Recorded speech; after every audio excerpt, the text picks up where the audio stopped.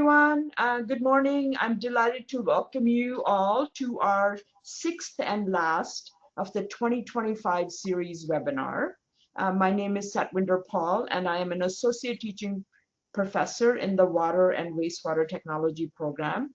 Alongside a team of experts, I oversee the online help center for BC Small Water Systems. Before we begin, I'd like to acknowledge that Thompson Rivers University campuses are located on the traditional lands of Tecumloops Swapmik and the Tikselek within the Swapmik Ulu, the traditional and unceded territory of the Swapmik people. Thompson Rivers University and its partners host an annual free webinar series and courses designed to provide technical information, resources, and tools to all small water system owners and operators, including Indigenous small water systems. These webinars, courses, and the website covers topics such as treatment, regulations, operations, maintenance, and water quality monitoring. The Online Help Center is committed to assisting small water systems across BC in implementing a multivariate approach to drinking water, ensuring safe, potable drinking water for their communities in compliance with government regulations. Our free webinars are scheduled every 2 months. The 2026 series schedule will be coming out mid-December, so please register for that. If you were an EOCP certified operator, each webinar will count as 0.1 CEU towards your certification. Upon completion, participants will receive a certificate which can be submitted to EOCP for CEUs. Today's webinar will feature a 1-hour presentation followed by a 30-minute question and answer session. If any questions arise during the presentation, please note them in the chat section and we will address them afterwards. So today our webinar is on disinfection byproducts. The webinar will emphasize trihalomethanes and haloacetic acid. This webinar will discuss potential disinfection byproducts likely to be found in water distribution system. The topics include DBP formation, DBP control, removal strategies associated with water quality and health consequences, and sampling and testing. And our presenter is Anthony Greveille. Anthony is a sessional teaching professor at Thompson Rivers University. He delivers courses in water and wastewater technology.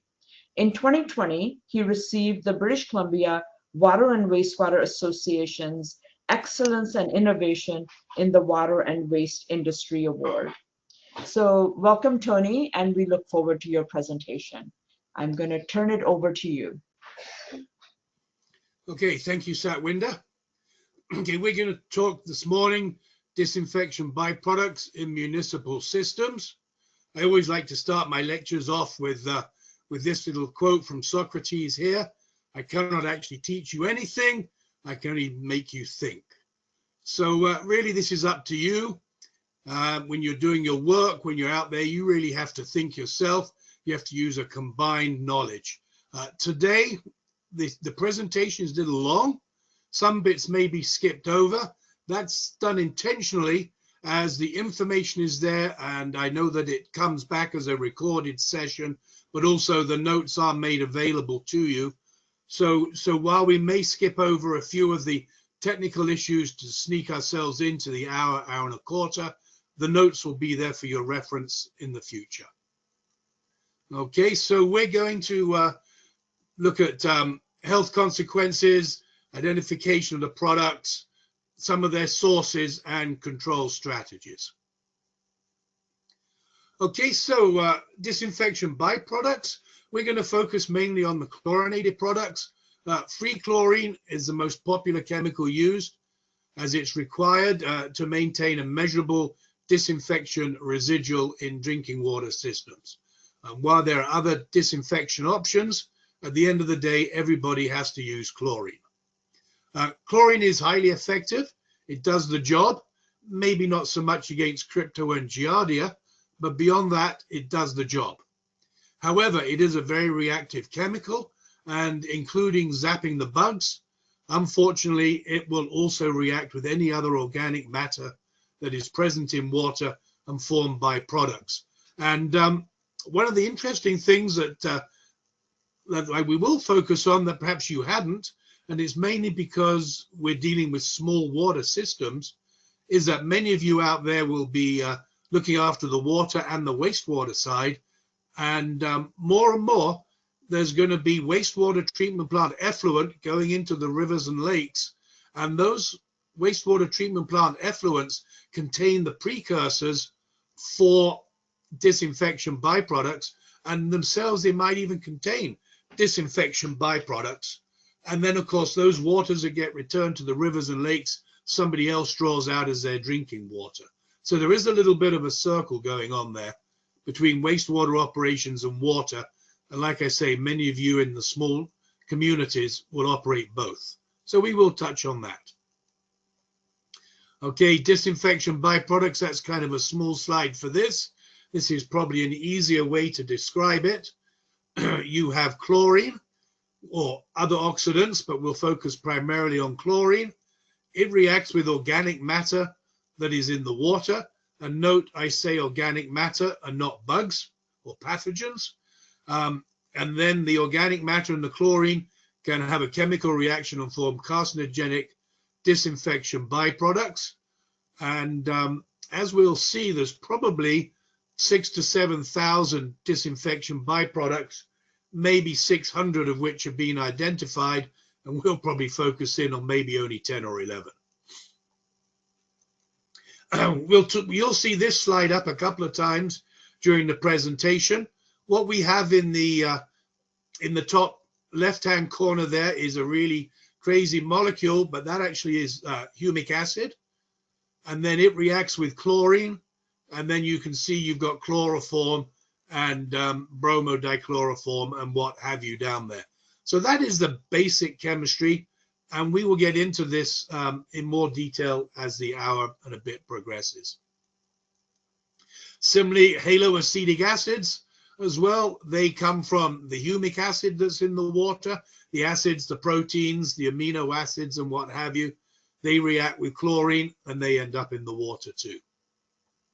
And finally, we're going to talk a little bit about how today's waters, you know, the rivers and the lakes, those wastewater treatment, effluent, stormwater and agricultural runoffs, and they all contain ammonia and bromide, but particularly ammonia. And you will see there in the top right-hand corner how you can get THMs, but also nitrogen disinfection byproducts and bromide disinfection byproducts. The ammonia that's coming out of the farm runoff or out of the wastewater treatment plants has a direct impact into disinfection byproducts in drinking water. A somewhat obvious graph here. As total organic carbon goes up, so the formation of, in this case, THMs will also go up, and the R ratio there, which is a correlation ratio, basically says 95% of all those dots. So those dots are all within a 95th percentile of the line. So so it's essentially, it's a common sense. The more organic carbon you have in the water, the greater the THM concentration. And finally, in the introduction section, I like this little balance here. We do have an issue that you as operators have to focus on. If we leave pathogens in the water, then we have an acute risk, and people will get sick and ill, and as we found out in Walkerton, maybe worse. On the other hand, if we whack everything really hard with chlorine or some other disinfectants, well, then we end up with a chronic risk. You have an extended exposure to disinfection byproducts, and while folks aren't going to get ill tomorrow, over an extended period, 30, 40 years, and most of us hope to live beyond 30 or 40 years, there's chronic risks. And so as an operator, you have to try and balance those out. And as we'll see, the answer to it is get rid of the disinfection byproducts precursors before they can form disinfection byproducts. Okay. Health consequences. We might as well put this in up front. Why are we concerned about disinfection byproducts? Well, there's a huge complex mix of byproducts, and really, in the big picture, this is a relatively recent issue.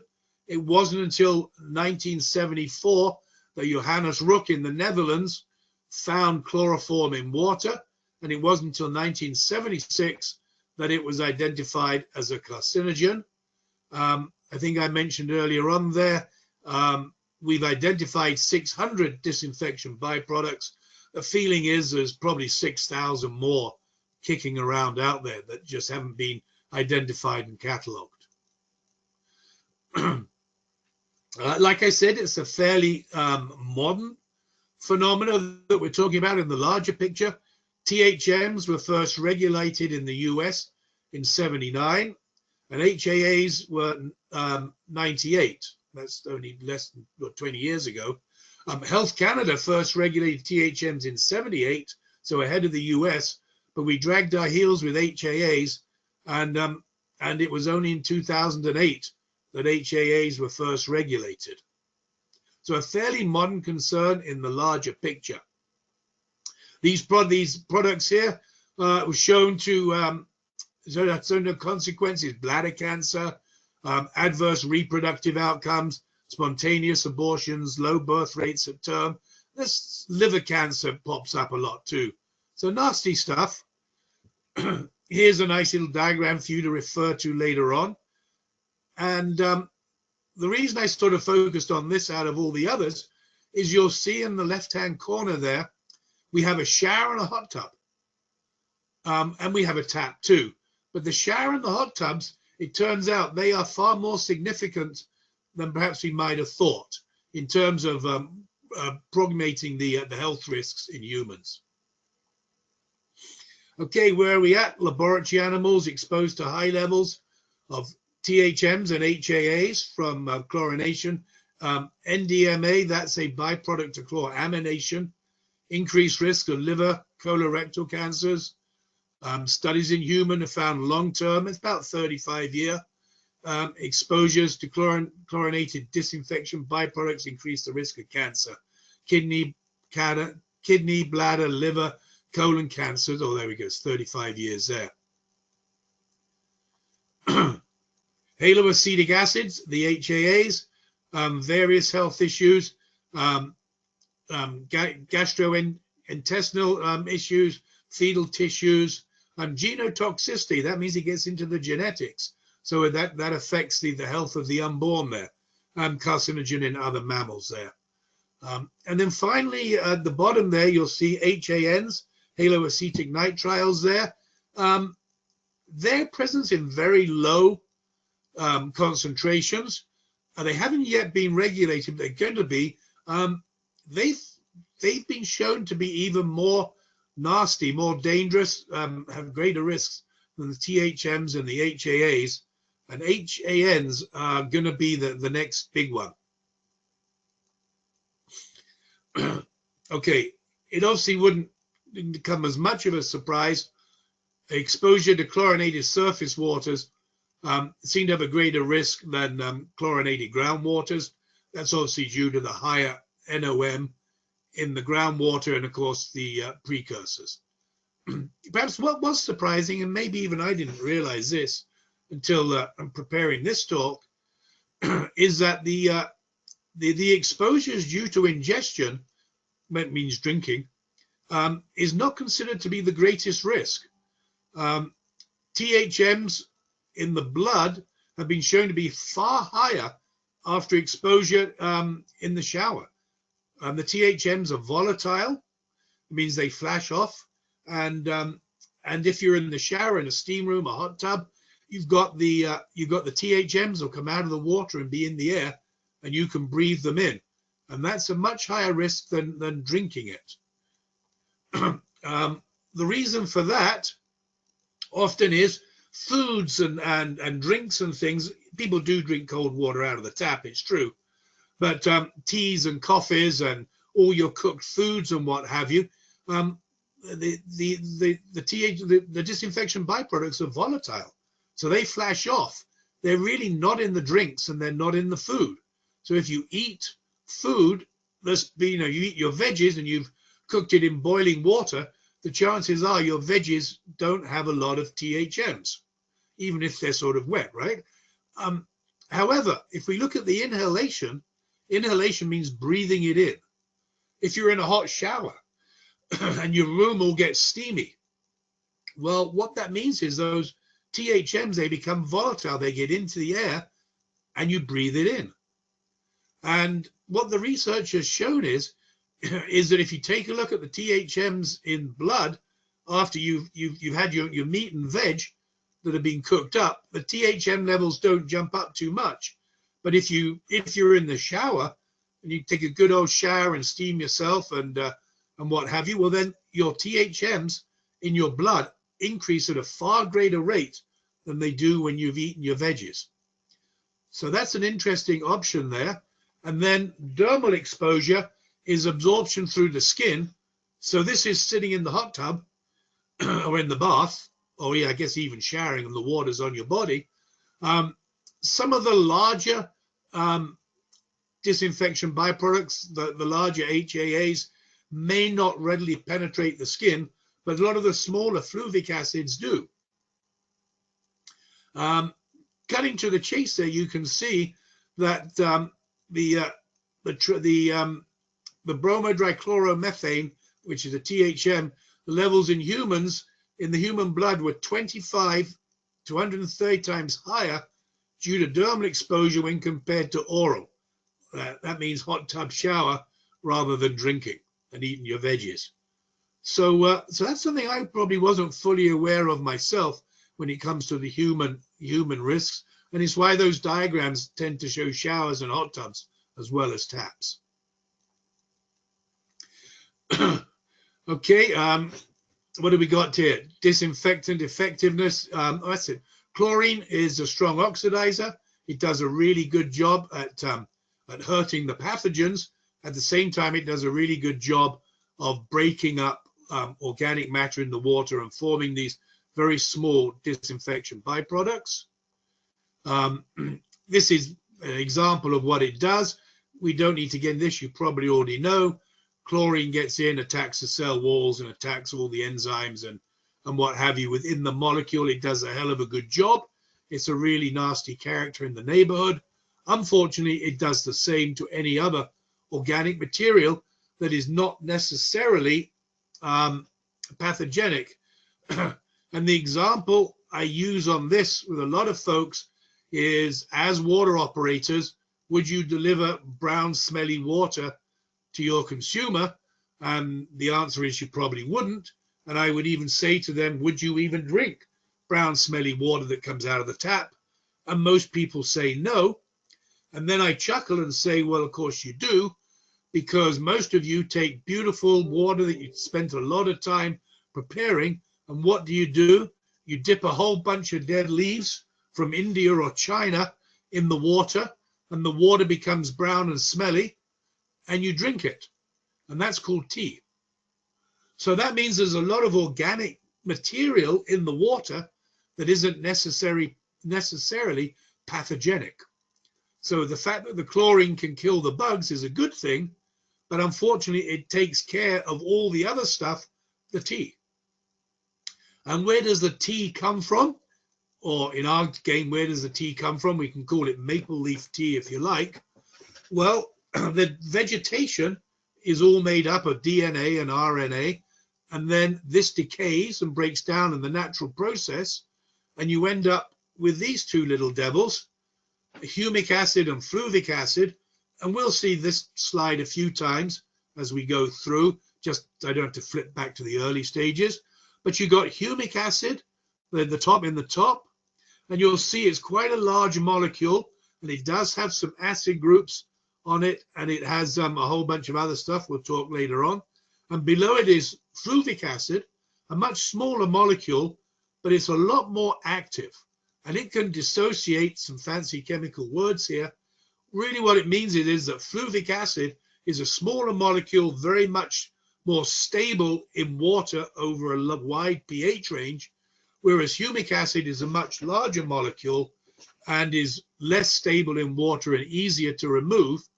But the humic acid can form a lot of disinfection byproducts, and the fluvic acid obviously can, but simply because of its size, less. Okay, we pop back to this one again. I said this will pop up a couple of times. So if you take a look at the top, there's humic acid, and there's the same molecule again. It reacts with chlorine, it gets broken up, and it gets down to its smallest possible identification, which is the methane and the trihalomethanes. Disinfection byproducts are present in just about every water that's been subject to chlorination, chloramination, ozonation, or stuff we don't see here, treatment with chlorine dioxide. And we'll even see later on, UV can also contribute somewhat. Okay, there we go again. Oh, we've gone the wrong way, beg your pardon. Okay, this is a slide that shows the disinfection byproducts out of those 6,000 to 7,000 that are present, and the 600 that we know about. We generally tend to focus on, it's kind of small, but there are 4 THMs there, and then the bottom is total. And that's important because we add up the total, and then we do exactly the same with the with the HAAs. There's a few haloacetic acids that are measured, and then there's a total at the bottom. Those are the ones that we're generally interested in out of the 6,000 to 7,000. Okay, THMs, HAAs, that's what we're generally talking about. And the good news about this is that out of all the disinfection byproducts, 20% tend to be THMs and 10% tend to be HAAs. Everything else is there in unbelievably small concentrations. And then the HANs, lower in concentration, have a high profile despite their low concentration because they are fairly toxic. Okay, identification of disinfection byproducts, straight out of the bat, trihalomethanes. They're the 4 that we are interested in. Bromoform means you got 3 bromines. Dibromo chloromethane means you got 2 bromines and a chlorine. Then you got a bromine and 2 chlorines, and then you got 3 chlorines. Like we showed in the slide a couple ago, you measure those individually, then you add them up, and in total, they've got to have less than 100 parts per billion. That's according to Health Canada, and that was a 1996 level that was reaffirmed in 2006 and still stands. So what are these little devils?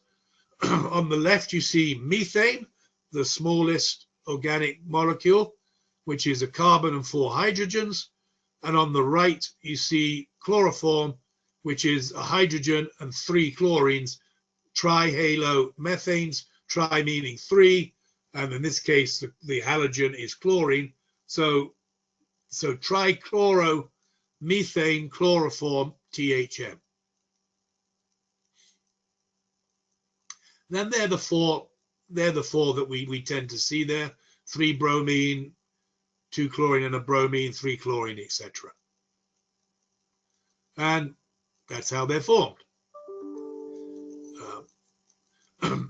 The second major group is our HAAs. Okay, haloacetic acids. There's typically 9 of them, but then we tend to really focus on 4 or 5 of them. Monochloroacetic acid is fairly low in the pecking order. So we have acetic acid, which if you're using DNA or humic acid or fluvic acid, they're all acids. The A in acid, the A in DNA stands for acid. So it stands to reason as all these acids break down and break down and break down, you end up with a fairly small acid, which is acetic acid. And the acetic acid, which is on your left there, is one of the smaller organic acids. And again, it can be substituted with chlorine, haloacetic acids, as shown, and a little bit of bromine maybe as well, if bromine's in the water, or if you're using on-site generated hypo. And they're a little bit nastier. And as you can see, the limit there is 80 parts per billion micrograms per liter, rather than the 100 for the THMs. But they've also got this eclaira there. That means as low as reasonably possible. So that means that you can't be satisfied with an HAA concentration of 70. It meets the 80 limit. But if you got the ability to go to 50, you should. Okay, that's what a little bit of trichloroacetic acid looks like. Here's our little diagram of T. How lots of these are generated. Disinfection byproducts are generated. You know, you're putting dead leaves into hot water, and you're going to flash off some products. Of course, it gives a nice aroma, but it can also give you some other items as well.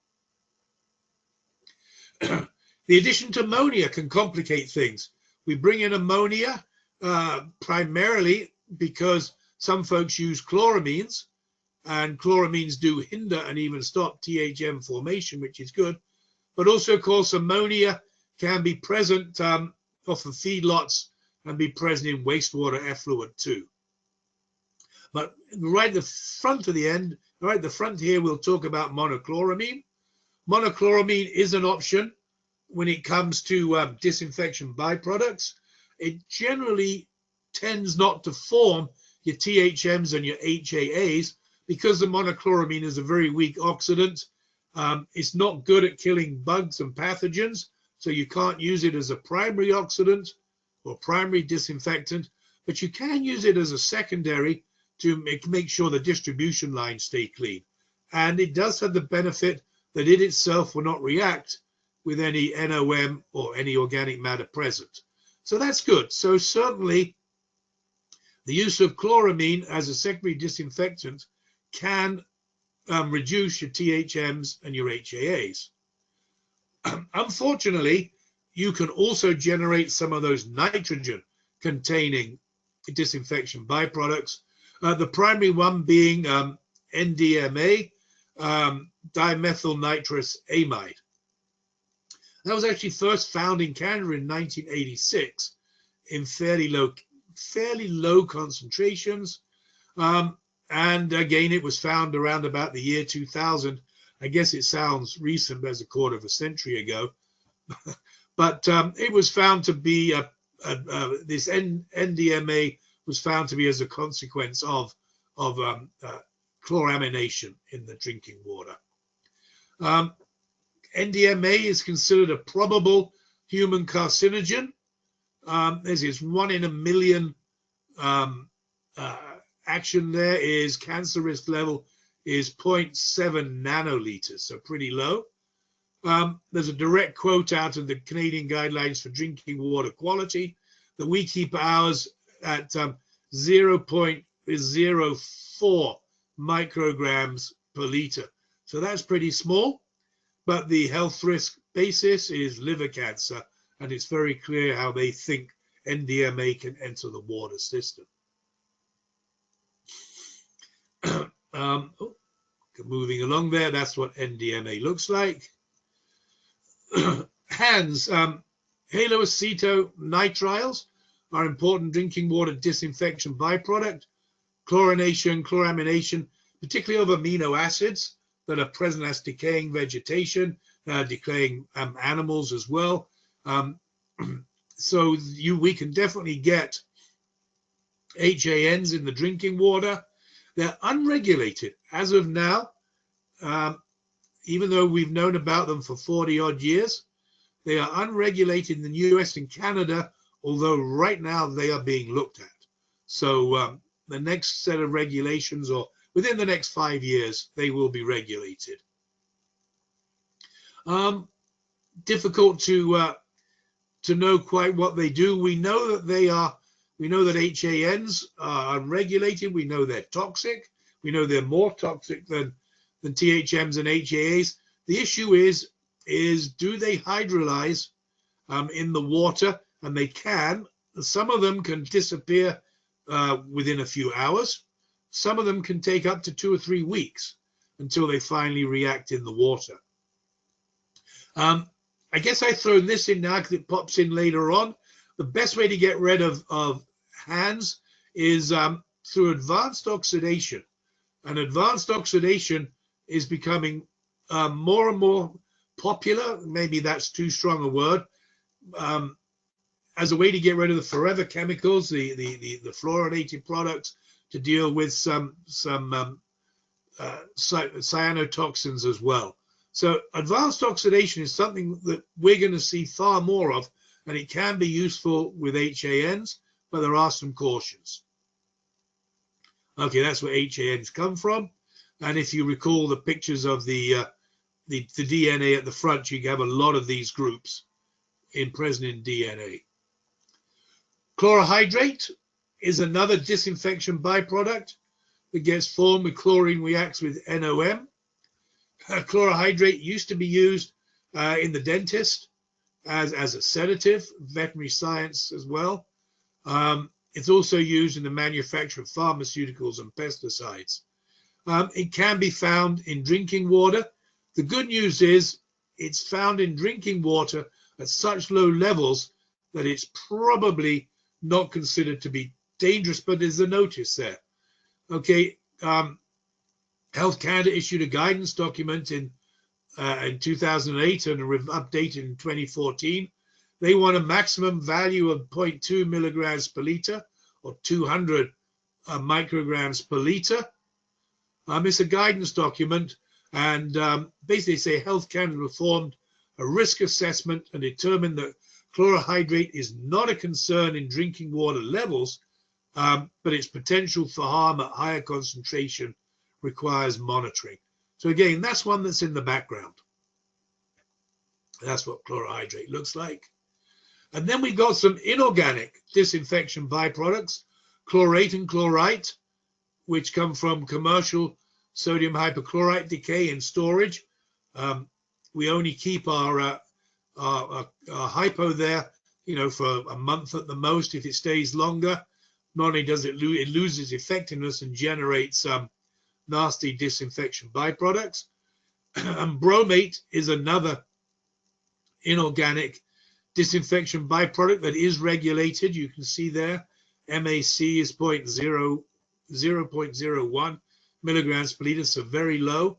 That can come if there's a bromide or bromide in the sodium chloride that's used to manufacture salt. Used to manufacture hypo, the salt there. And also if we're coastal waters, there's plenty of bromide in the seawater.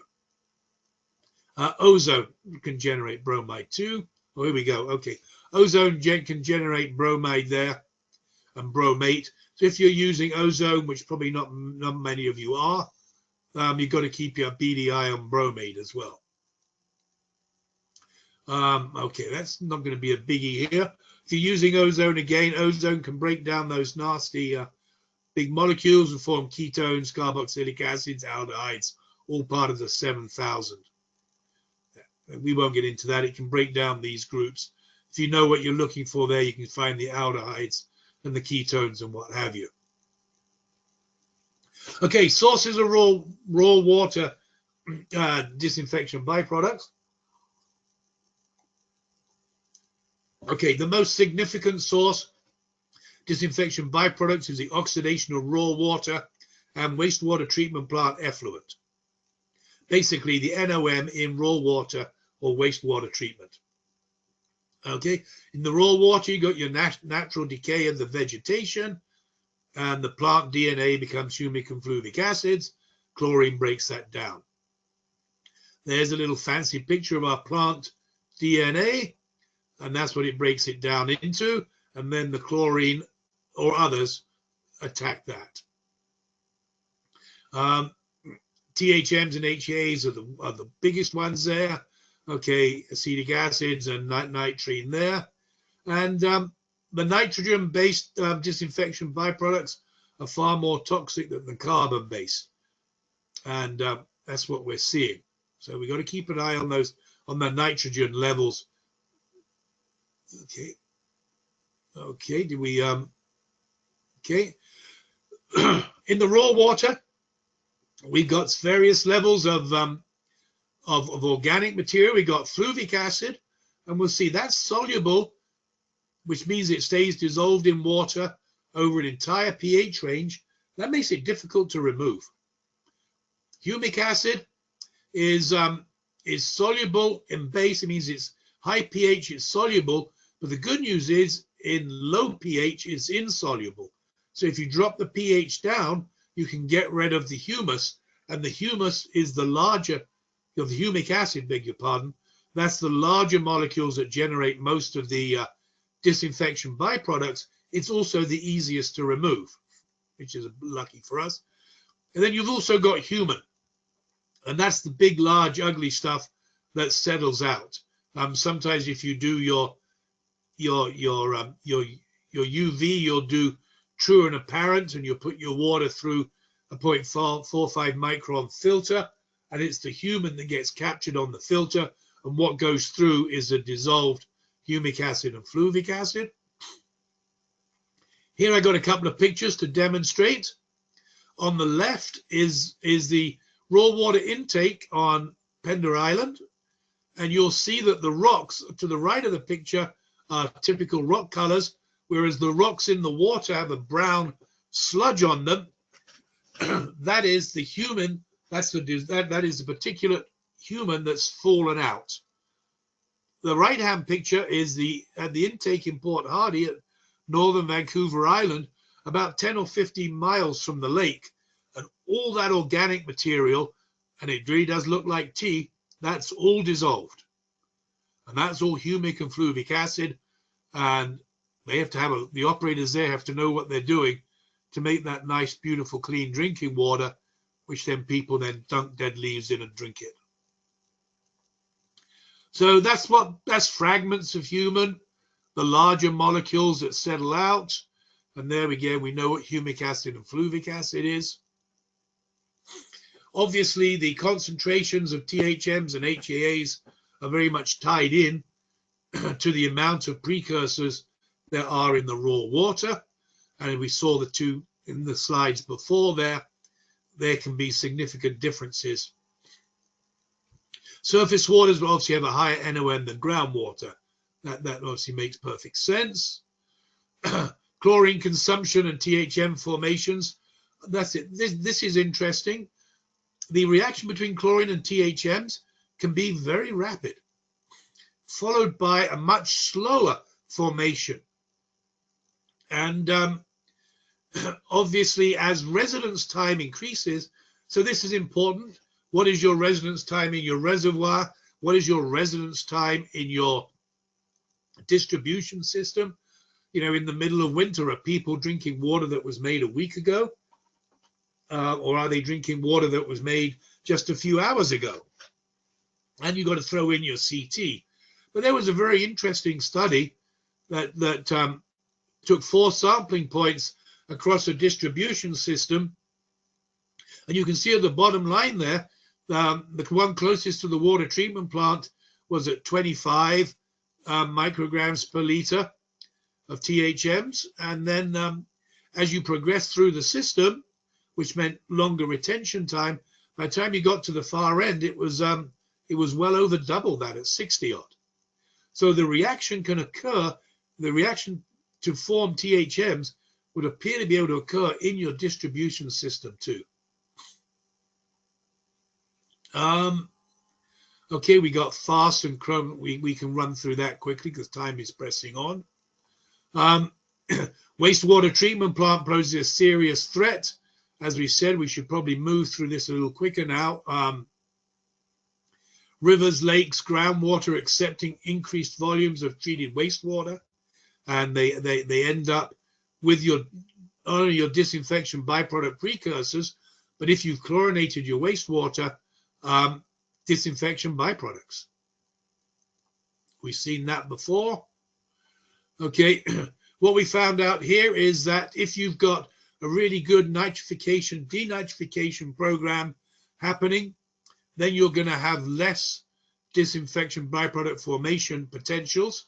And if you've got really good organic removals, you can as well. If you've got good nitrification, denitrification, you can maybe reduce your HAN formation percentage by up to 96%. So if you're running a wastewater treatment plant, you're discharging into a lake, maybe the water's coming out of there, or the water's coming out of a well close by, that maybe it's a goody well or something like that. Think about optimizing nitrification, denitrification. It helps the other in the water plant side. Obviously, the how well your water treatment plant works as a whole has an effect. Essentially, the bugs, so the primary and the biological systems there, the bugs are going to eat the organics, which is the food, and the fluvic acid is smaller, tends to be the quick snack, and so the bugs will do that. So you can see a difference if you're that sophisticated HAA and THM formation potential, depending on how well you're operating your wastewater treatment plant. Okay, SUVA here. We'll touch on SUVA very quickly. SUVA is the specific ultraviolet absorption there.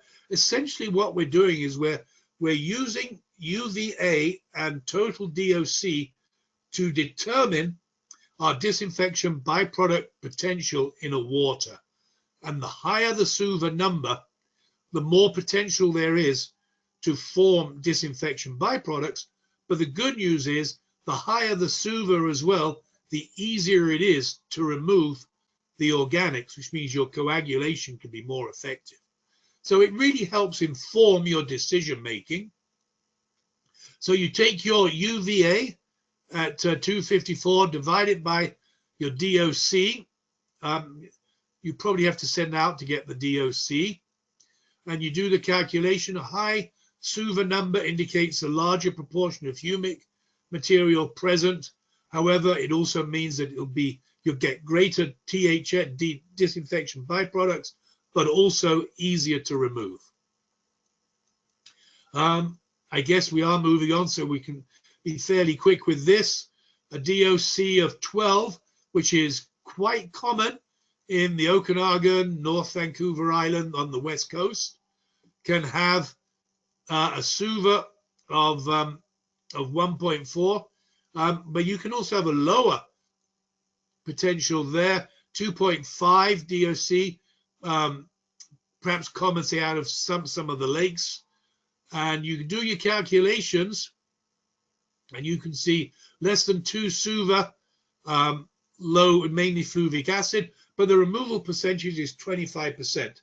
And we'll see more about this when we get to enhanced coagulation and some of the rules.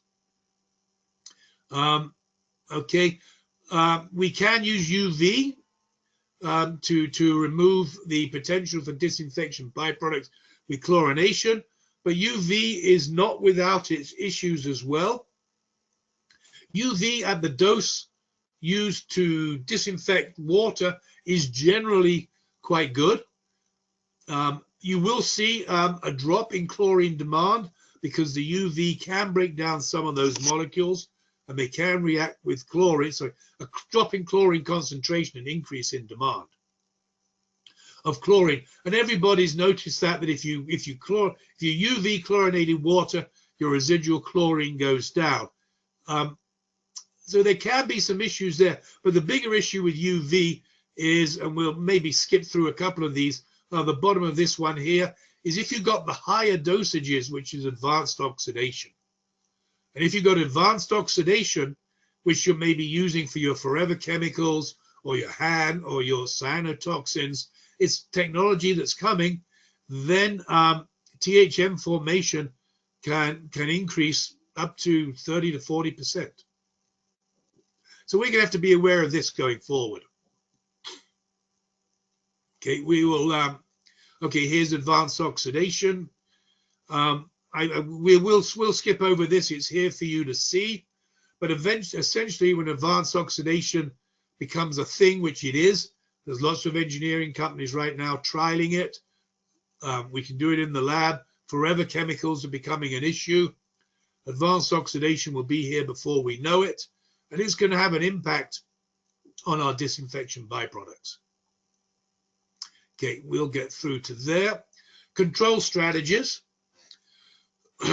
In a nutshell, there are two options. You basically either take the disinfection byproduct precursors out of the water, so you stop disinfection byproducts forming, which is the ideal option. Go back to that one of the first stages with the balancing there. We have to get rid of the disinfection byproduct precursors to prevent disinfection byproducts forming, because ultimately we have to add chlorine. And then the other plan B, of course, is you can also manage your chlorination process. Maybe you switch, or your disinfection process. Maybe you can use chloramines there. You can reduce contact time. And we saw that a few minutes ago. Okay, how do we get rid of disinfection byproduct precursors? We can use pre-oxidation. And that's somewhat popular, getting a little bit out of the range there. Granular and powdered activated carbons can absorb disinfection byproduct precursors. Nanofiltration membranes can physically remove them. Biofiltration, using the bugs to eat them, is an interesting option as well. And of course, harp a little bit more, operate your wastewater treatment plant a little better. So especially if you're a small town where you have supervisory control over both. You can switch to chloramines, you can switch to UV, you can optimize the dosage, and you can minimize the length of time spent in storage and lines and pipes, get rid of dead ends and what have you. Okay, we have to remember these days there are many organic species beyond decaying NOM. Trace metals from foods, drugs, pesticides, plastics, dyes, oils, a whole bunch of things, and not to mention wastewater treatment effluent that ends up in our rivers and lakes. And all these organic materials are there, say, far beyond a little bit of maple leaf tea. And they all have an effect. We used to say pre-chlorination. We don't do pre-chlorination anymore, but we do pre-oxidation. You can use potassium permanganate for pre-oxidation. Metro Van uses ozone. That's good. Powdered activated carbon, of course, is excellent for pre-treatment to remove the precursors. And you can even use biology there as well. You can use a biological powdered activated carbon, or even a slow sand filter. Right, powdered activated carbon is pretty good. It took out 45% of the chloroform precursors. Removal efficiency of DOC is 76% by biological pack, 70% by pack alone, and 60 odd by potassium permanganate oxidation. You do have to be a little careful if you use potassium permanganate or ozone pre-oxidation, particularly if you've got cyanobacteria. You don't want to break the cyanobacterial walls, and then you can release cyanobacteria cyanotoxin into the water. So be careful if you do that. Enhanced coagulation is probably the biggie.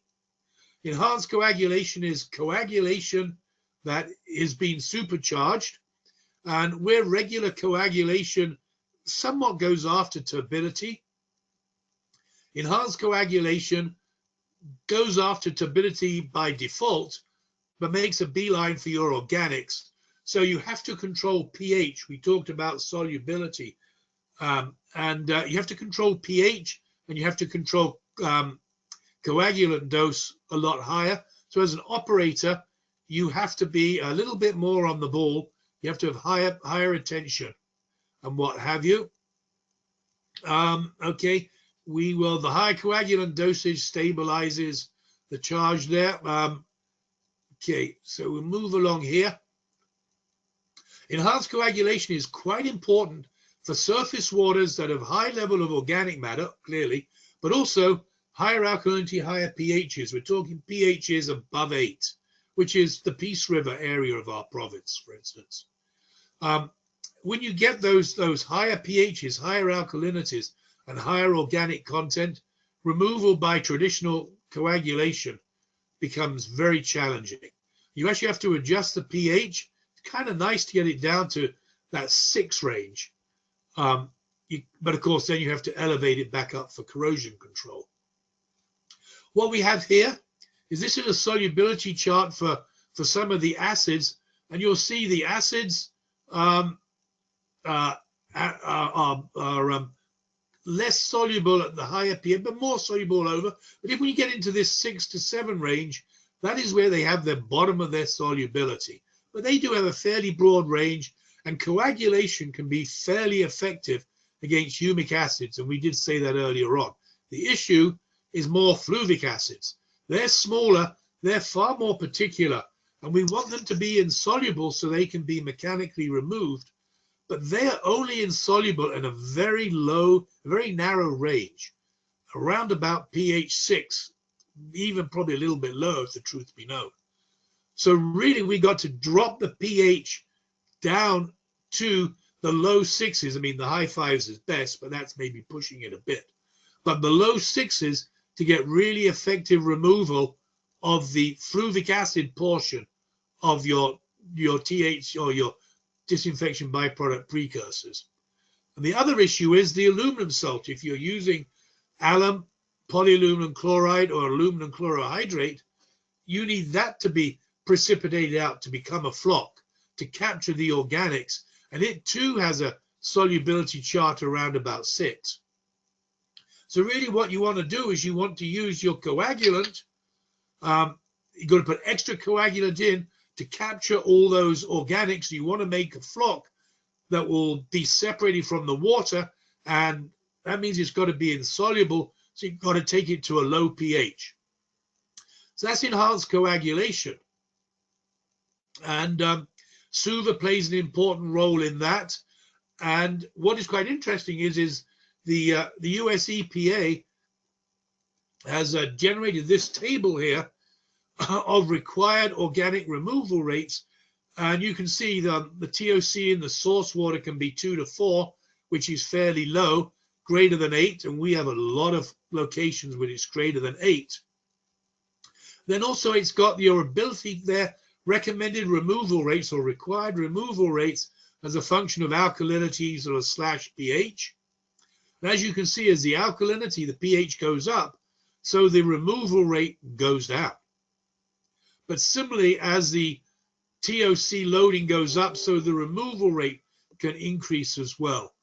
So there's a whole table and chart here of what you can and can't do. And it's recognized that organic stability plays a significant role in removing the organic components from the water. And this was all put in for disinfection byproduct control. You really basically got to try your best you possibly can. And unfortunately, we know we can't remove everything. Activated carbon is another very good option. We probably all used a bit of GAC or PAC along the way. GAC is often found as part of the general filtration process. Powdered activation carbon is more as a pre-treatment option. Also, powdered activation carbon is found under sinks in households. Okay, I can see we're moving through with time here. Powdered activated, granular activated carbon can sometimes be found in those really difficult waters, those high alkalinity waters, high colored waters. A lot of that may be up in our Peace River area, where even enhanced coagulation struggles to answer the bell, and you got significant organic material left after even doing the best enhanced coagulation. You put the water through and activate a GAC filter before it goes to disinfection, sometimes even before it goes to regular filtration. It can take out a lot of those residual leftover organic components. So you do find that a GAC filter will come immediately after your clarification process. Okay, there's an example here. You can see the top water treatment plant, conventional filtration, and then a stylized chloroform molecule. And then at the bottom, you throw a GAC filter in there, and lo and behold, you don't form chloroform. GAC looks like. This is what GAC and the beads look like. The key here is is that the GAC is the molecule, the grains are very porous, and so you can physically strain some of the larger lumps at the top, but the smaller particles can go right through, and they can then covalently attach to the GAC or the PAC particulate, the filter media. What is interesting though is that the organic just attaches itself to the surface, even if it's internal to the filter media itself. It's still a surface absorption reaction. This is one of the things we'll skip through there. It's still a surface reaction. You can see here's some of the efforts, but because it's a surface reaction, there's no actual chemical reaction. Both the activated carbon and our organic species, they don't change. And that means that the process is reversible. And essentially, we said that a lot of these disinfection byproducts are volatile. So you can use the activated carbon, be it in a GAC filter or a PAC pretreatment process. It'll surface absorb, even if it's internal to the actual media grain, all these organics, and then all you have to do is take it out and cook it and heat it, and all the organics will flash off, and you're left back again with good active carbon. So that's a nice part about this. And either you can do it on hand, or else there's a lot of people who sell you the activated carbon, then they take the spent away and they regenerate it, and you buy it the next time. So that's really good about GAC, PACs, and it's a very good option for disinfection byproduct removal. Then we said, so good. You see a lot of these in households. That's what you see under the sinks. And again, in the smaller communities, you may see more of those than in larger. Okay, nanofiltration is an option. Not really used that much, but nanofiltration is the branch. Okay, we'll go down. I think we'll move to the next one. These organic materials tend to be very small, and they really can't be captured on a regular particulate filter. And to be quite frank with you, they can't even be captured on a regular membrane, on the MF membrane filters. The particle sizes are just too small. You actually have to go down to the nanofiltration, and that's when you can start capturing these dissolved organic materials. The human, the one that gets taken out of the 0.45 micron filter, can also be captured on a microfiltration, and the ultrafiltration will capture some, but really got to get down to nanofiltration. So rapid sound filters, they're used in our game. They can capture particulates, but protozoa, crypto and giardia. MF filtration was designed basically to capture the protozoa and bacteria. UF was the next generation. It came in protozoa, bacteria, and viruses, but that still left our dissolved organic material. And that's really where the NF filtration comes in, to capture some of that dissolved organic material that can be precursors to disinfection byproduct. What we're looking at here, again, nanofiltration, reverse osmosis aren't membrane spaghetti sticks with really, really small pinpricks, as is MF and UF. They are actually a membrane that allows for the transfer of water through an osmotic process. And the nanofiltration can maybe get some dissolved metals, can get through. Reverse osmosis captures those.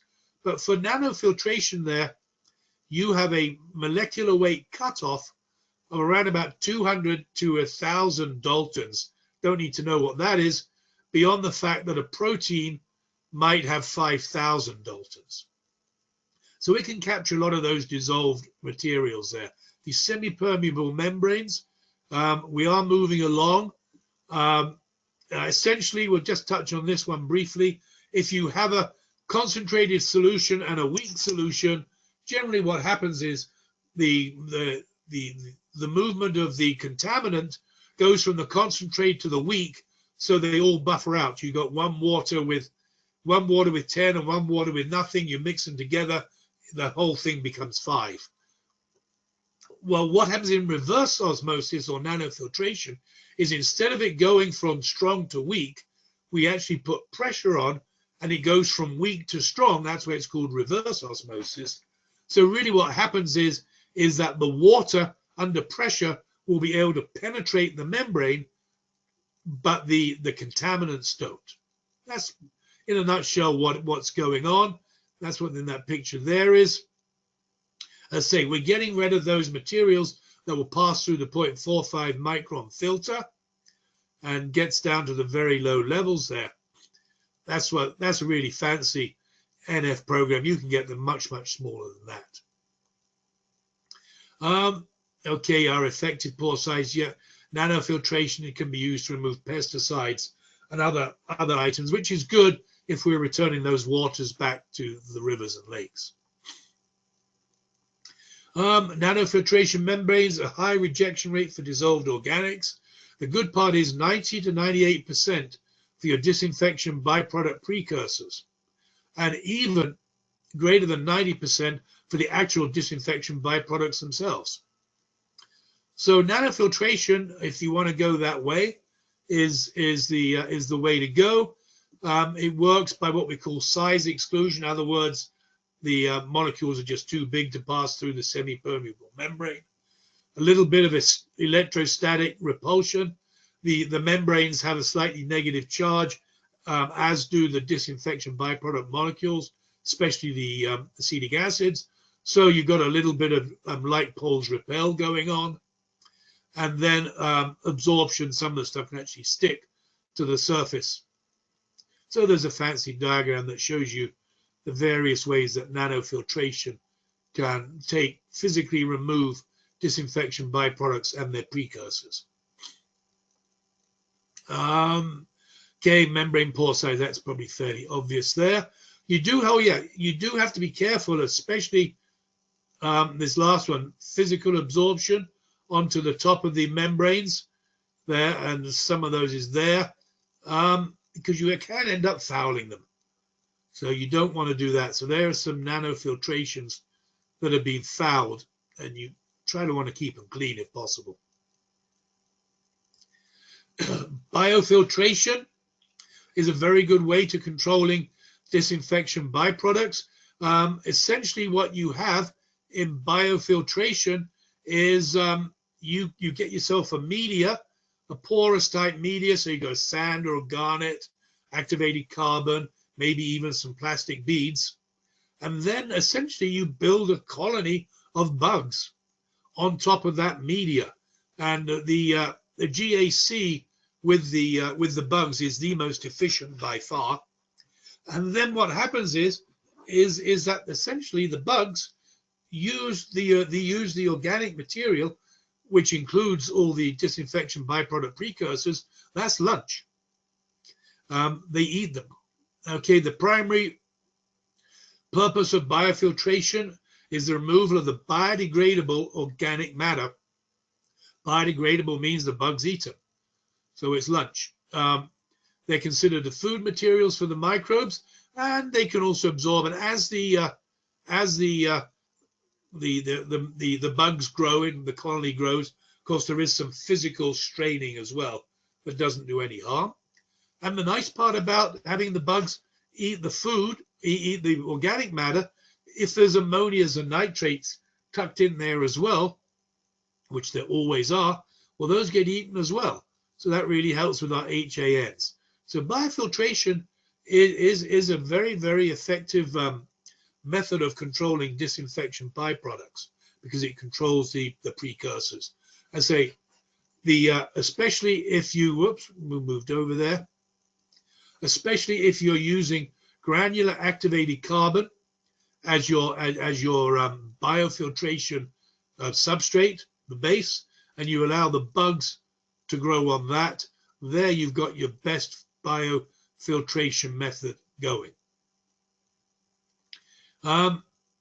Here a 23 study, 52% of the total organic oxygen, total organic halogens, TOX, 97% of HAAs were all removed there. So it's really good.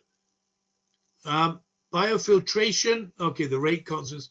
Yeah, this seeing as we're moving along, we won't talk about that. Basically, I maybe a little bit. I guess it's to do with plants in the cold Canadian winters perhaps not being quite as efficient. We do have to worry about that. And we also got our empty basin contact time.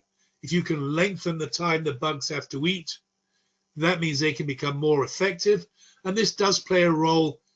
We do have some colder winters, and obviously in the cold winters there, the bugs aren't quite as active as they are in the warmer climes. I think we discussed this there. The living organisms live on there. Yeah, we got the straining process at the bottom as well. Slow sound filtration, if you're in a smaller community, perhaps a little bit more remote, there can be slow sound filters. There are quite a few of those kicking around the province for sure. And they in a way act as a biofiltration method as well. You end up forming the schmaltz deck on top of more of a sand filter rather than a GAC filter. And the biological, at top 3 centimeters, inch or so, the biological layer there acts to eat all the organics as well. It's a biological process, not a physical straining process. Many smaller, more remote communities in the province use slow sound filters, and they do a really good job. And here's some slow sound filters before and after treatment with bugs. And this was one had a student about a year or two ago, and she worked in a smaller, more remote community. They got sound filters, and here she was going in, scraping off the top 3 centimeters. That's where the biofilm is, and you can definitely see the color, all the nasties, the organics that have been removed. And then you can see on the right-hand side the spade with all the slime there. So slow sound filters can also act as a very good removal mechanism for disinfection byproduct precursors. And lastly, we'll have a few minutes for questions here. Lastly, I want to go back to municipal wastewater treatment plants. We have to be cautious, say especially in a smaller community. You're running both. Maybe you're discharging the lake water, the wastewater treatment plant back into a lake or into a river. You got wells, or you might even be taking it out of the same lake, or who knows what's going on. But it has been determined that if you are cavalier with the way you disinfect your wastewater treatment, you are returning disinfection byproducts and their precursors to the receiving water. And even if you're not drinking it, somebody else is. Disinfection is a central component of the wastewater treatment process. You often have to do it there. If you do, chlorine, okay, is still being used as dechlorination there. Chlorine gas isn't being used. Hypo still is for sure. I will admit UVs becoming more and more common for this process. What happens though is that the wastewater treatment plant can't control the quality or the quantity of what comes into their plant, and they have to make sure that it's properly disinfected before it's returned to the receiving water. So quite often, they just add a dose of hypo, make sure it kills everything. They want to make sure they stay in permit compliance. and perhaps they haven't really thought about forming disinfection byproducts. Hypo can be overdosed, and even if you remove the chlorine in dechlorination, you still got the chlorinated disinfection byproducts and their precursors kicking around in the water. So, and often say you are overdosing with chlorine, maybe you don't want to try and do that. Inactivation steps prove to be very effective as well. Some of the interesting stuff that's coming up now is that instead of using chlorine, if you've used chlorine and UV, you're still going to increase your disinfection byproducts. But sometimes using peracetic acid has been shown to be very effective as both a disinfectant, and peracetic acid and UV is very effective, and it also eliminates the potential for disinfection byproducts to be discharged back into the receiving water. And there's a couple of fancy little graphs here.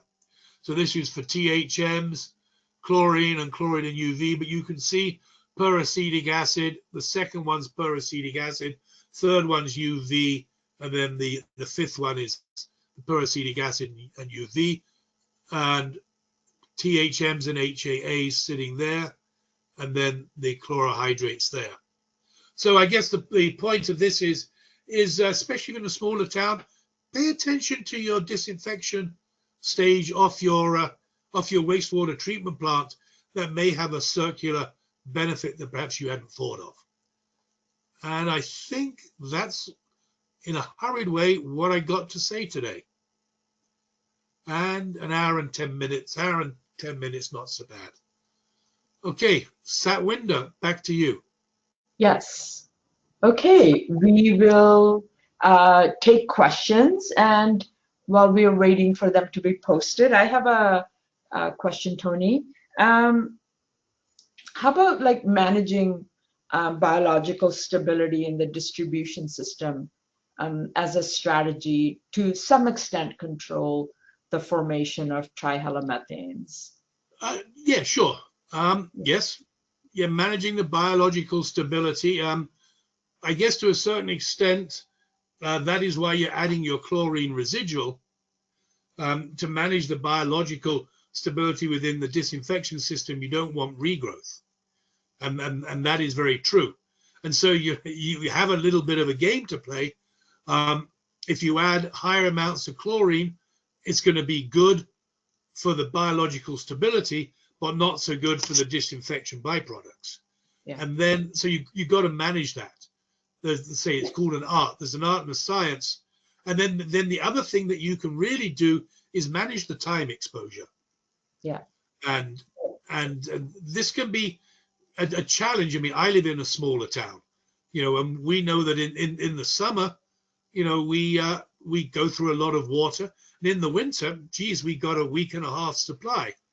And sometimes that's good in terms of firefighting control, but it does have an effect. So yeah, it's a challenge. There's a definite art to this, and that's why you go back. The best way to manage this is get rid of the precursors before you even start, and that's really what you want to do.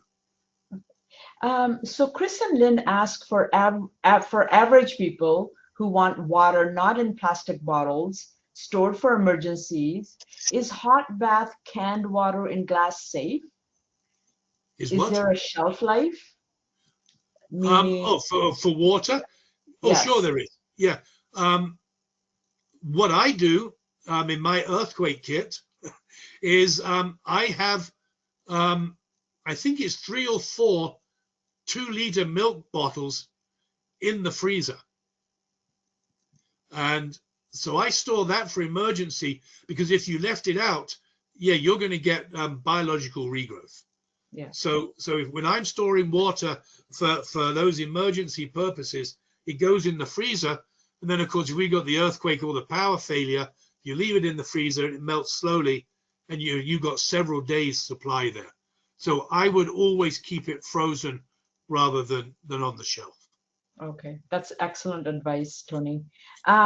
Garrett Spray asks, you mentioned higher bromine or bromate levels when using on-site generation of hypo, what would be the best way to reduce this reaction? Ooh. Uh, yeah, Uh, the bromate, uh, the bromate comes from from the salt.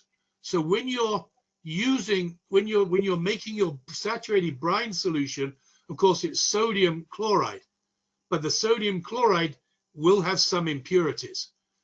And if the impurities is bromine, then you can form that. And the bright, what is it? It's like 0.1. yeah. It's 10 parts per billion or something like that.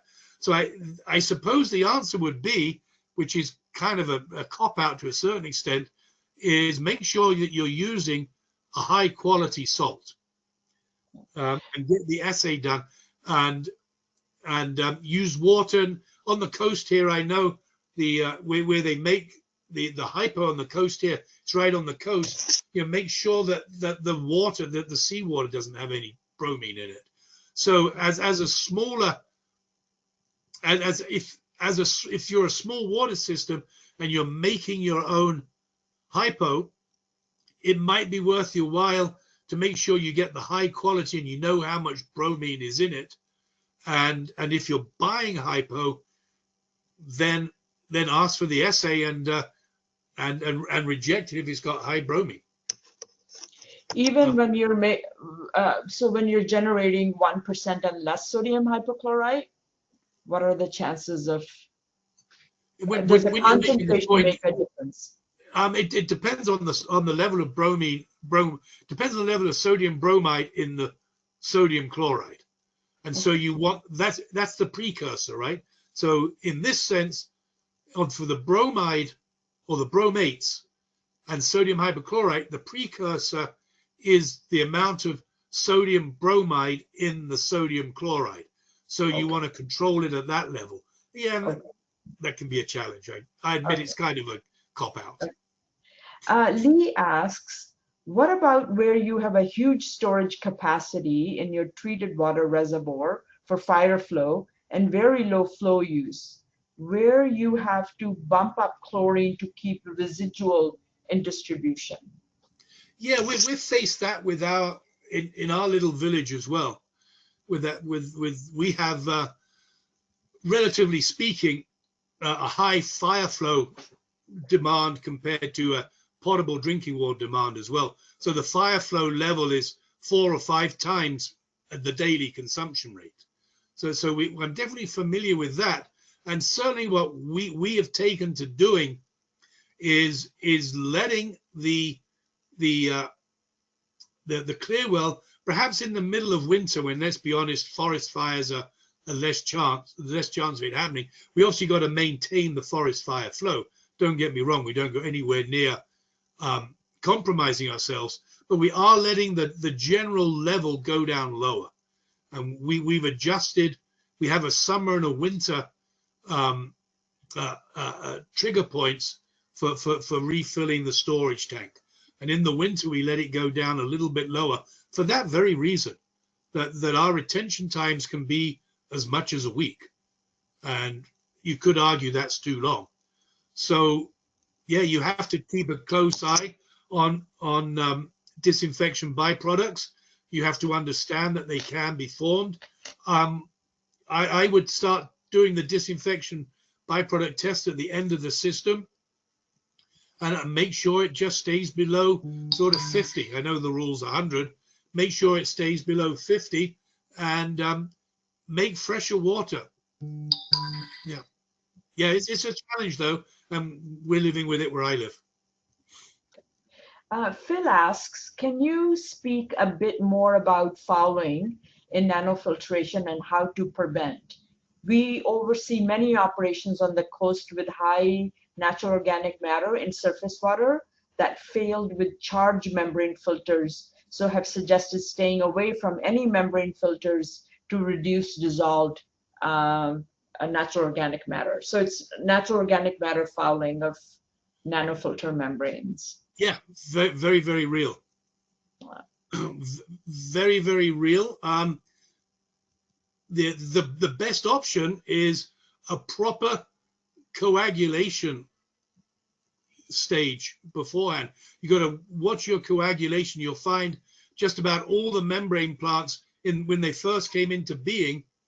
When they first came into being, we always said, "Oh, you don't need chemicals for membranes." That's one of the beauties. They very quickly realized that the membranes fouled.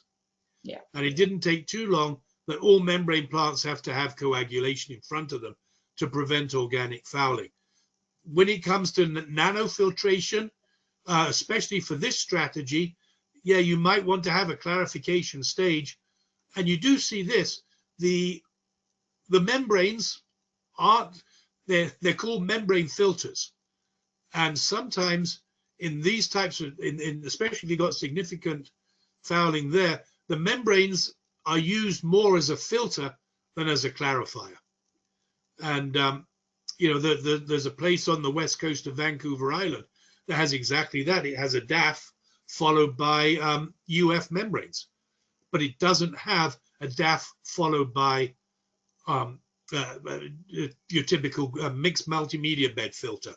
So you're using the DAF as your clarifier, and it's getting rid of all the organics. This is a very highly organic location as well. And then you're using the membrane as a really, really good membrane.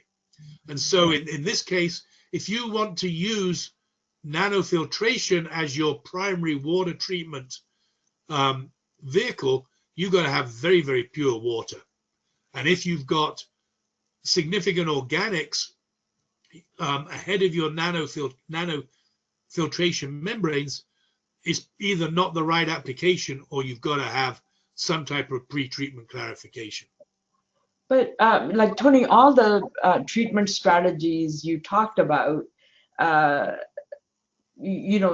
so pre-treatment is important component of all those treatment strategies you talked about. Yeah, sure. I mean, yeah, you can't dive in willy-nilly. You certainly have to think about it, and you've got to understand that you're preparing the water, in this case for disinfection, and you can even use you've got to prepare the water properly. Yes. And nanofiltration may not be a single treatment process for every application. Yeah. Okay. Sigi asks, our small water system currently does not use chlorine for disinfection. We're able to achieve safe water through filters and UV. We may consider adding chlorine to our system in the future, but concerned about its effect on our wastewater system in terms of bug health and disinfection byproducts. What steps can we take to ensure that adding chlorine to intake system does not produce dangerous outflow? I'm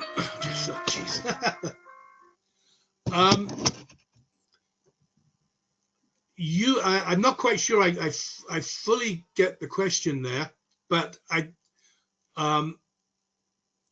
if you're a small water system and your inspector is not requiring you to add chlorine, that must mean that you are taking it out of a well type system and you're using the membranes more for dissolved minerals and what have you.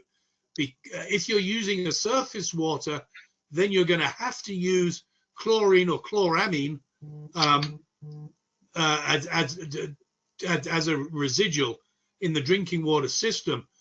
So I'm not quite sure where you're going from. If you're not required to use chlorine, well, that's good for you. If you're talking about using chlorine for pre-oxidation, I wouldn't. We used to call it pre-chlorination, but we're now much more clear. We say pre-oxidation. We would use ozone or potassium permanganate. So if you're going to put chlorine in at the front of the plant to oxidize your organics, the mitigation process is don't use chlorine, use ozone or potassium permanganate. Yeah. Plenty of small communities will make up some permanganate. Does that answer the question, Satwinder? I think so. It would have been nice to know what their source water was, but yes, it does, Tony. Kimberly asks, do you have any values for DVPs for cisterns? Do you expect the DVP to be higher if it is a low use cistern? Again, it depends on the source water, I think, Oh, and sure.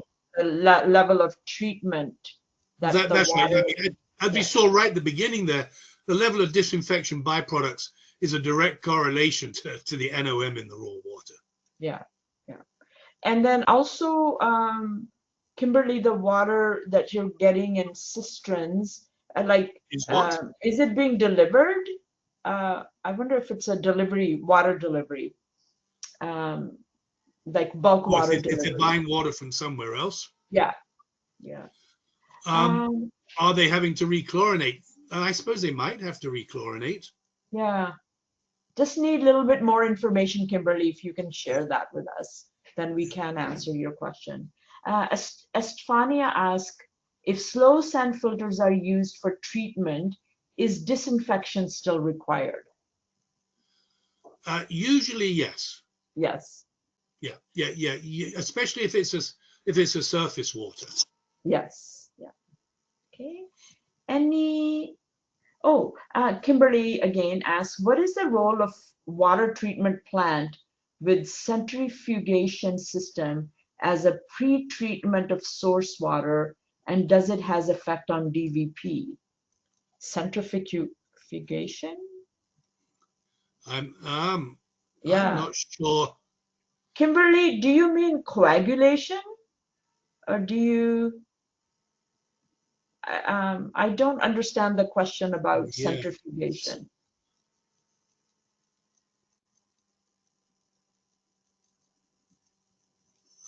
You I can wonder, sometimes get a centrifuge.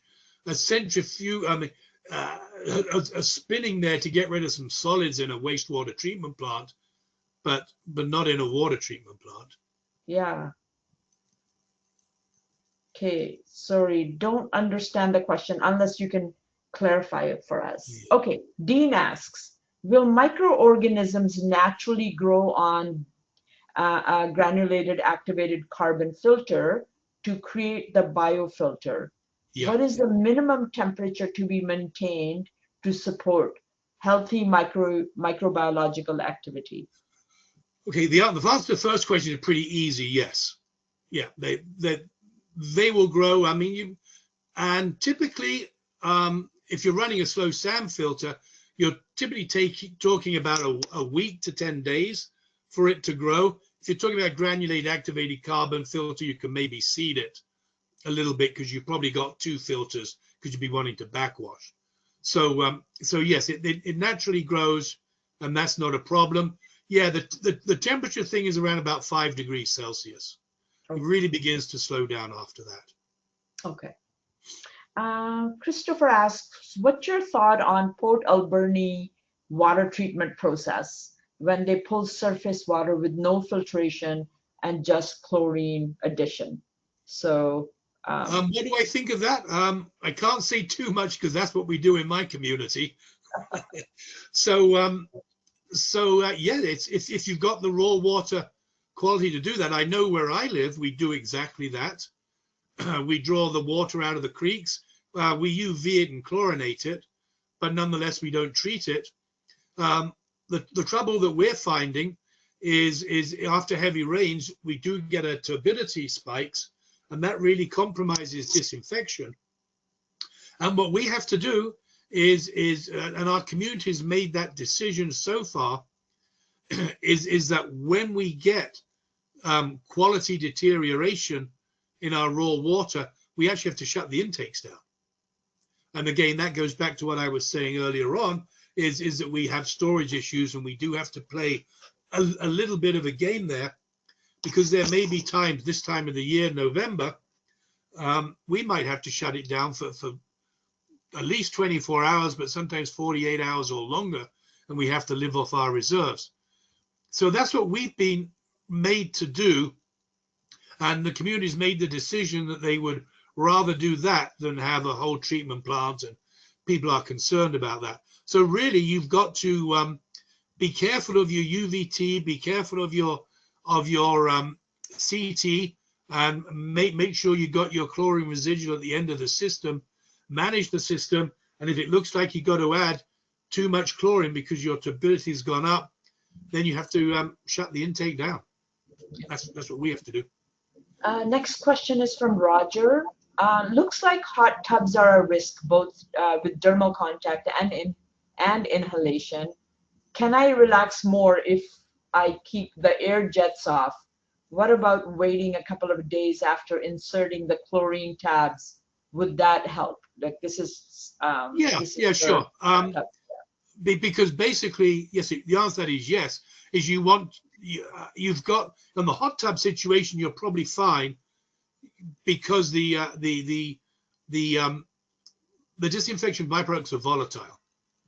So they're a little bit like drinking your tea and your coffee in the house. You're probably going to be okay in a hot tub, unless you're quite right. You put the chlorine tabs in and hop in 5 minutes later. But if you put the chlorine tabs in sort of when you get out for the night and you go back in the next day, you'll probably be fine. And probably taking a shower before getting into the hot tub from the organics from the water, from your body. That's an issue. If you take a shower, it's you get the inhalation, right? Yeah. So the dermal transfer, the dermal transfers could be there for the smaller ones. Is unlikely to be there for the big HAAs. The issue is that you're going to have it evaporating off. And so the gentleman's quite right. Add the chlorine like a day before you use the hot tub, or add it when you get out and you're not going to be in there for another 20 hours or something like that. Okay. Oh, so Kimberly came back to us. She said the question, it's a centrifugation clarifying process, and the installer said that it's breaking down natural organic matter. Okay. If it's breaking down natural organic matter, it depends. What the question is breaking down natural organic matter could be an issue unless you're removing it. Yeah. So if you're breaking down the natural organic matter from the humic acids and the fluvic acids, and you're doing the dirty work of taking it down to methane and acetic acid, and you broke it down to all those smaller aldehydes and smaller molecules, that may be good in terms of color, but what are you doing with them? Because if you add chlorine to the smaller molecules, they'll still react with the chlorine. Yeah. So you can still form disinfection byproducts unless you're removing the organics, and maybe a centrifuge does that, I suppose. Yeah. So you wanted to ask her, or the question would be, is what's your TOC before the centrifugal clarifier, and what's your TOC afterwards? And if it's had a significant drop, you're doing the right thing. And if you haven't had a significant drop, all you're doing is breaking it up, then you've got an issue. So it depends what your TOC reduction is. Okay. And Kimberly, if you like, you can send us an email with a little bit more information on your clarifying and centrifugation process, and then we can look at the matter about breaking down NOM and stuff. Okay. Kimberly is asking again. She's an inspector and has facilities that have hauled water treatment systems and also wells. Are disinfection byproduct a concern in long-term storage of water in cisterns? So again, water hauling, yeah. Yeah, it could be. Again, it depends on it depends on your level of TOC. It gets back to this whole thing. You got to get rid of it. If the TOC or the NOM, if all you've done is taken, if you've got water with a higher or an elevated NOM or TOC, and you add a whole bunch of chlorine, and then you haul it for half a day and put it in a tank, and you go there once a week, then over the course of that week, you're going to increase the THM. If the water that you chlorinate and put in the truck has had good TOC reductions, and therefore there's not a lot of NOM for the residual chlorine to react with, then you'll be in much better shape. Yeah. So again, it comes back to what are you doing before you put it in the truck? Yeah. I would ask your water haulers for the water quality information, Yeah.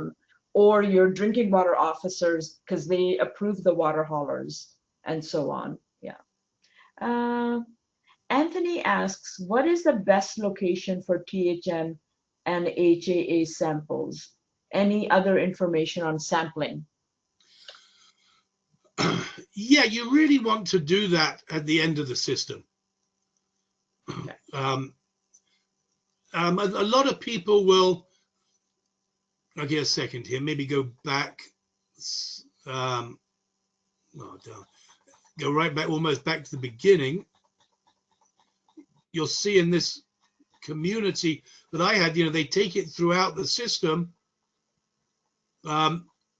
but they certainly make sure they go right to the far end. Here we go. Oh, right. So I blacked out where they are. Okay. So in this particular town or village here, they've got 4 samples, and essentially they've got one at the plant and one at the center of the community, and one sort of halfway from the center to the end, and one right at the end.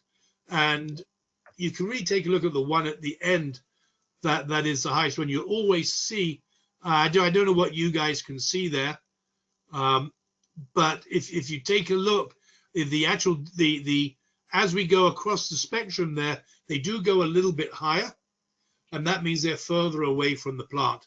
So to answer the question, ideally right at the far end, because that's going to be your worst case scenario. But you should be keeping track throughout. But if you only got the budget, if you're a small community and I've only got the budget for 1 or 2 tests, take it at the far end.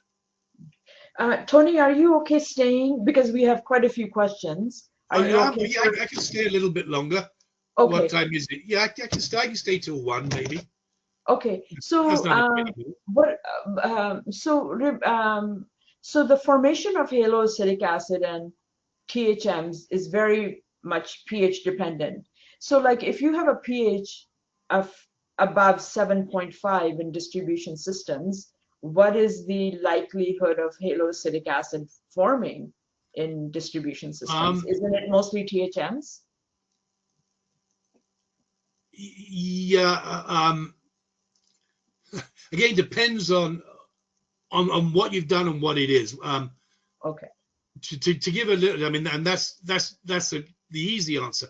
The more sophisticated answer, at the higher pH, all the organics are more stable, but particularly the smaller fluvic acids. Yeah. They at a higher pH, you can't get them out. It's difficult. I do give an example of a couple of places that I'm familiar with, and one is a very isolated it happens to be a First Nations community, but that's irrelevant. But it's a small First Nations community, very isolated, that has few resources and very little access to help. It's on an island off the coast of BC. And this particular facility has very, very high organics. So the TOC range, or it's going to be 200 plus platinum cobalt color units. But the pH is quite low, and they can reduce their color from over 200 down to less than 5, almost at a drop of a hat, because the pH is running in the mid 6s. Okay. And they got little money, little help, very isolated, struggle along by themselves, but can reduce color from over 200 to 5. On the same time, there was a facility I used to visit, and I won't name it, you can probably figure it out. It's in northern Alberta with more money than you can shake a stick at. They have a university, more engineers per capita than anywhere else, one of the highest incomes in North America. Very wealthy town, loaded up with engineers. They've got a raw water color of around about 50. but the pH is 8.5. And when I was visiting there doing a lot of stuff, they had all the money, all the resources, all the egghead brain power, everything that the small First Nation community didn't have. The color loading is PDCO is 15.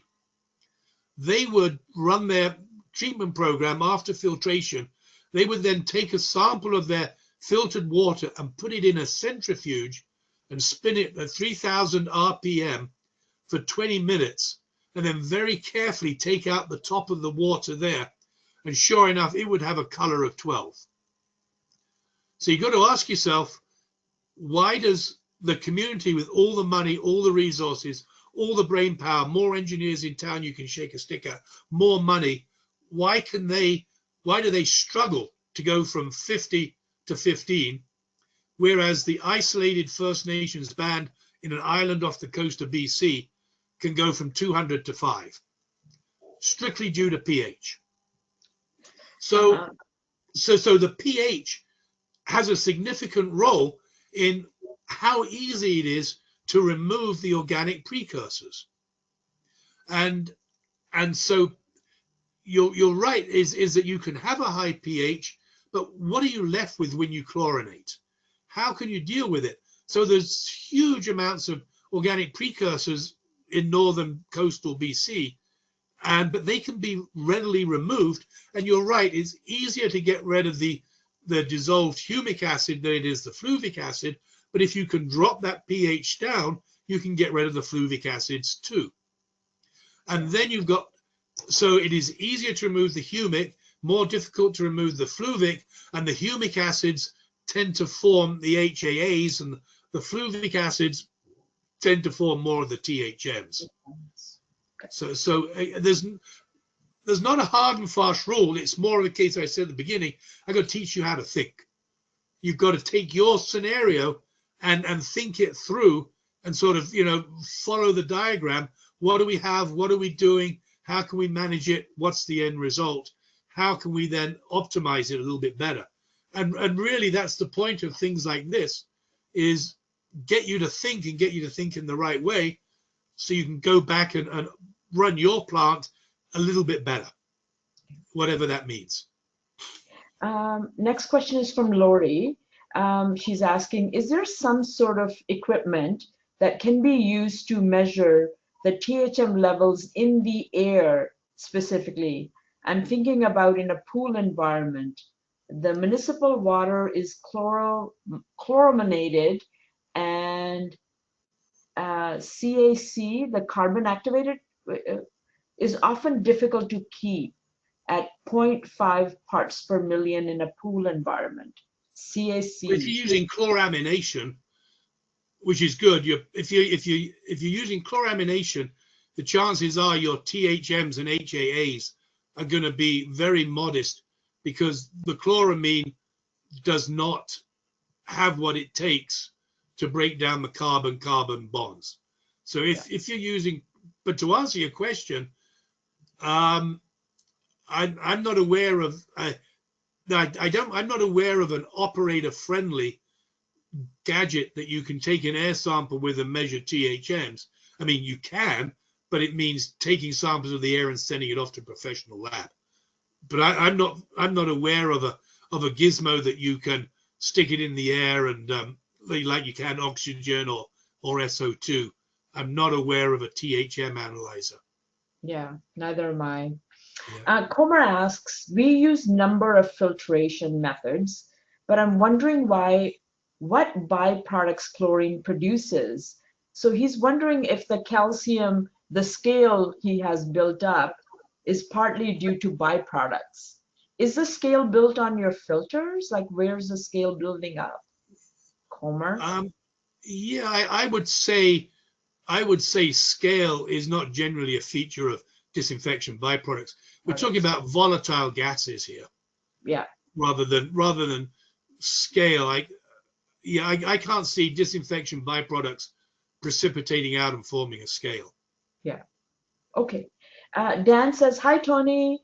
What do you recommend for network rechlorination strategies using 12% sodium hypochlorite to optimize FCRs to reach the extremities of the system, yet not over contributing to disinfection byproduct formation.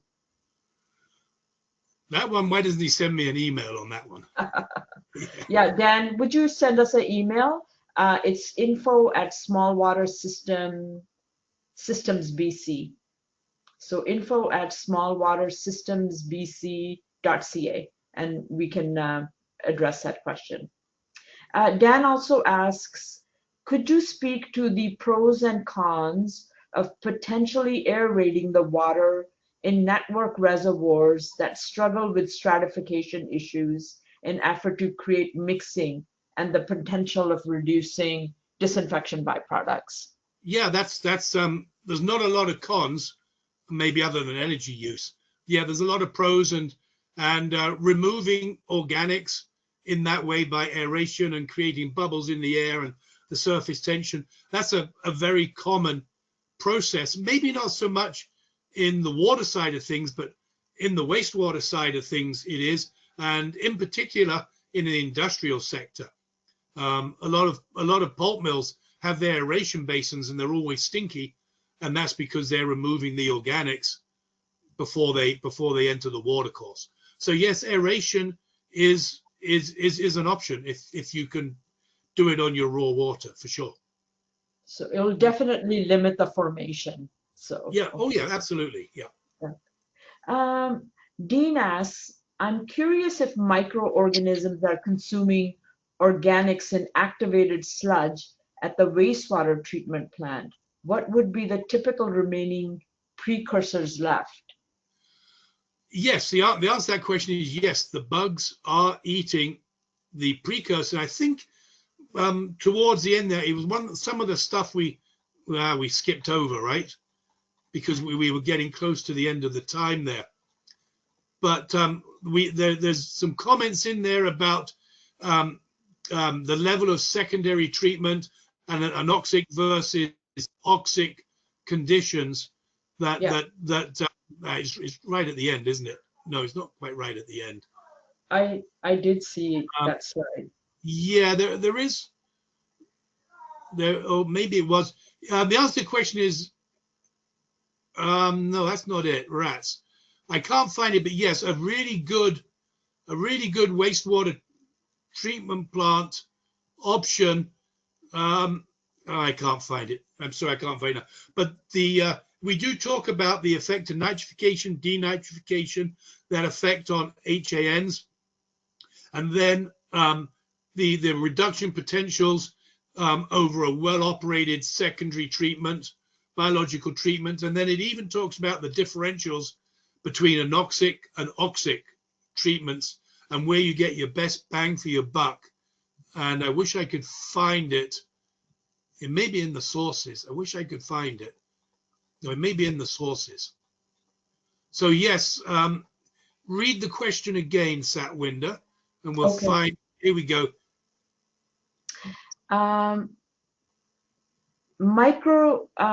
If the microorganisms are consuming organics in the activated sludge at the wastewater treatment plant, what would be the typical remaining precursors left?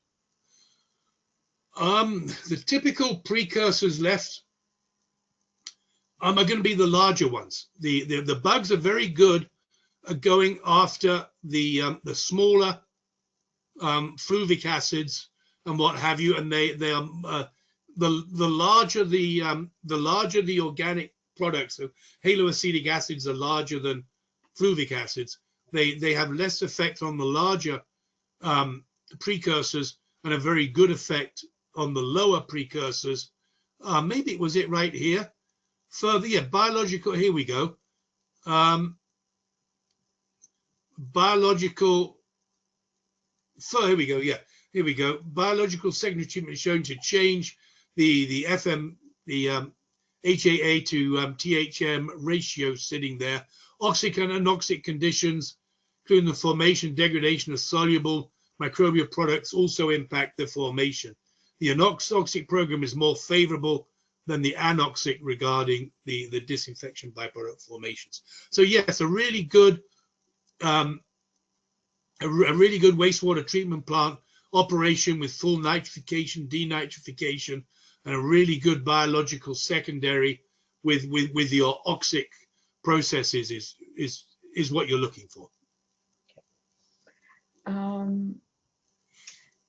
Dean asks, what concentration of chlorine in water is not likely to react or cause minimal reaction with organics in drinking water, i.e. The 0.2 milligrams per liter, meaning the residual concentration? Well, all concentrations of chlorine will react with the organics, so there isn't really a minimal. The 0.2 there is really a safety margin. I think if you actually look at the regulation, it's much lower than that. I think it's even a tenth of that value. So you've got to have a measurable chlorine reaction. The 0.2 is a little bit of folklore, but it's becoming accepted because it gives you the buffer against, it'll give you the buffer that you need in case you have an upset in the plant, or if you have a leak or a cross-contamination or something like that. It also gives you the ability to measure and see is that if you have an issue with a microbiological bloom, if you went from 0.01 to 0, you'd be a dead duck right away. Whereas if you went from 0.2 to 0.1, you can measure that difference and you can take steps before you get into trouble. So the 0.2 is there as a sort of a best practice operational guideline to keep you out of trouble, and also something measurable that you can measure. Hey, there's been a decline.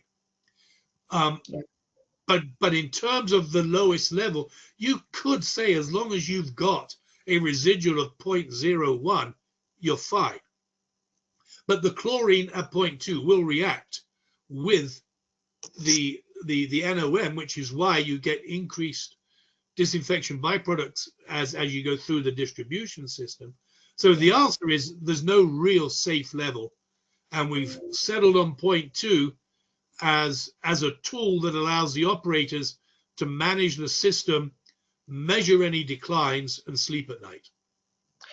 So, Tony, sometimes you read in literature about disinfecting with 12% hypo and then 0.8% hypo. That doesn't really, it's not a controlling strategy for disinfection byproduct formation. It is really the concentration of chlorine that's in the because if you're adding 12%, you're adding a certain volume. If you're adding 0.8%, we'll call it 1% for sake of argument, you're gonna have to add 12 times the amount. Yeah. But you're still adding the same amount of chlorine. Yes. Okay.